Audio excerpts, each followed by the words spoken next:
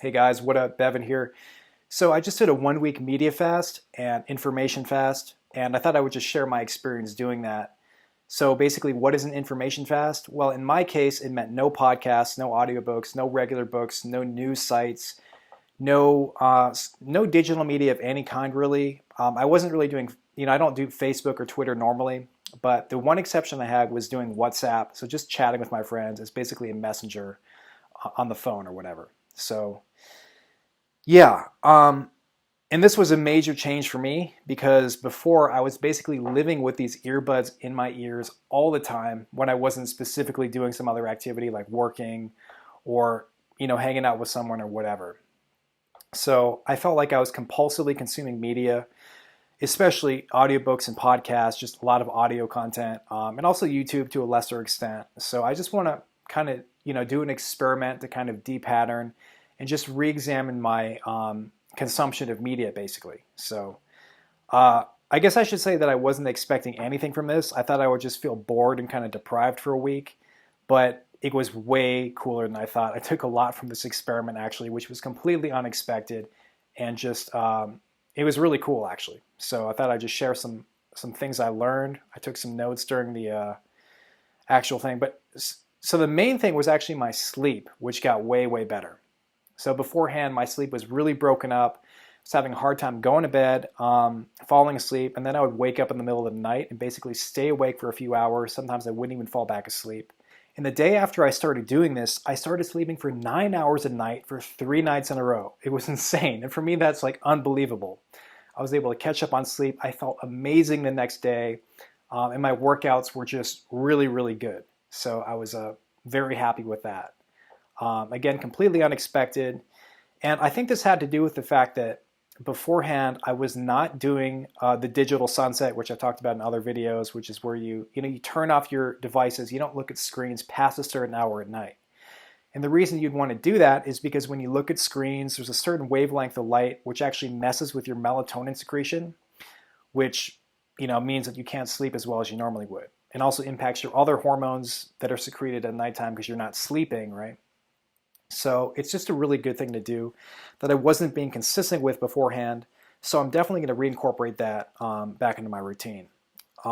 Maybe it was because, your brain is, they say that you're not really supposed to like watch TV or watch people talking or even hear people talking as you're winding down for bed because it's kind of a mentally stimulating activity. So that might have had something to do with it too. But I have a feeling it was mostly the digital sunset effect. So that was probably the biggest thing I took from this experiment. But another huge one was actually the fact that I sometimes conflate, or actually I tend to conflate consumption of media with actually being productive. And I think this is a really common thing. For example, if you don't get a huge amount accomplished during the day, but you've listened to a lot of podcasts or audiobooks or whatever, you can sort of subconsciously clump that consumption of media into the sort of like, what did I accomplish today? Well, I listened to this podcast, I listened to this book. At the end of the day, I think the value of the media you consume can really only be measured by how much it helps you do, how much action you take from it. Entertainment to a lesser extent, but like I only read nonfiction for the most part, which is entertaining as well. And gives you kind of nice, that nice feeling of kind of having done something or feeling inspired or whatever. But at the end of the day, is not always conducive to making you take action or just improving the quality of your life or whatever. So food for thought. This is another major point I learned actually, was that a lot of the material that I consume is just really very easy and not particularly challenging for me. Now, I go out of my way to seek out good books, to seek out good content, but I think that despite that, a lot of what I read is just kind of the slightly more intellectual version of a dude sitting on the couch for 6 hours just watching really easy to consume material. Because a lot of what I read, frankly, is just like kind of confirms ideas that I've already been exposed to. So I was pretty inspired to actually just get, step out of my comfort zone and seek out new information and just new sources of media, new ideas to expose myself to. So that's one thing I thought about during this experiment as well.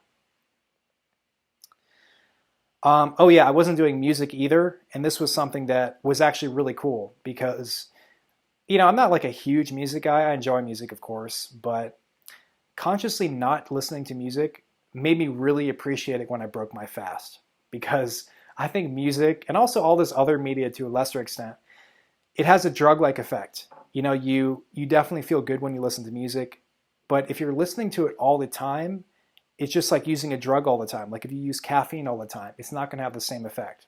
So if you remove it for a week and you come back to it, it's really something special. So that was actually really interesting. I'm thinking about doing that more permanently. So another thing I realized is that motivational videos are basically a waste of time. So I'm not a huge motivational video guy. And by the way, I'm not talking about these musical compilations that people put out,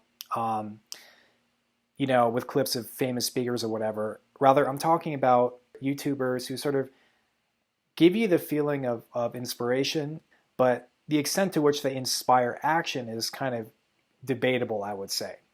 And this actually reminds me of goal setting. They say that if you want to set a goal, if you want to be more likely to achieve it, for personal development type goals at least, it's best not to tell people around you about your goal. Because when you do that, it actually it creates a social reality in your head where you've kind of already done something towards that goal, whereas you really haven't. And you can actually be less likely to achieve your goal if you tell other people.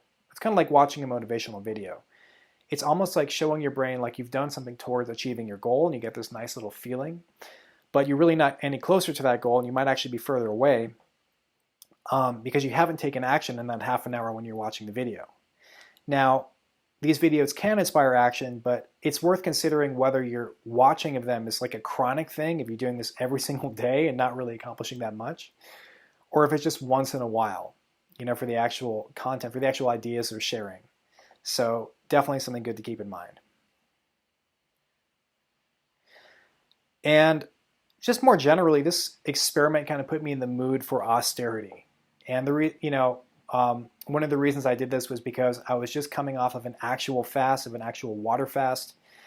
And I just think it's interesting to do these experiments because we live in a society in which we're very comfortable. Our basic needs are met for the most part, depending on where you live, depending on your situation, of course. But comfort is we're surrounded by comfort. So removing these things which we might take for granted, whether that be food or information, or a comfortable bed, say, or whatever else, is a valuable exercise because it takes you out of your regular patterns, of course, and gives you some awareness of your routine. So that's why I enjoy this kind of thing. So I'm going to be doing other experiments similar to this. So yeah, those are basically my thoughts. I'm definitely going to be continuing aspects of this experiment in the future, probably cutting down on music and definitely YouTube and podcasts and audiobooks, and reconsidering the type of material I'm consuming, and just being more aware of just my compulsive habits in general with regards to media. So that's it for now. Hope you enjoyed it. Please subscribe if you did, and I'll talk to you later.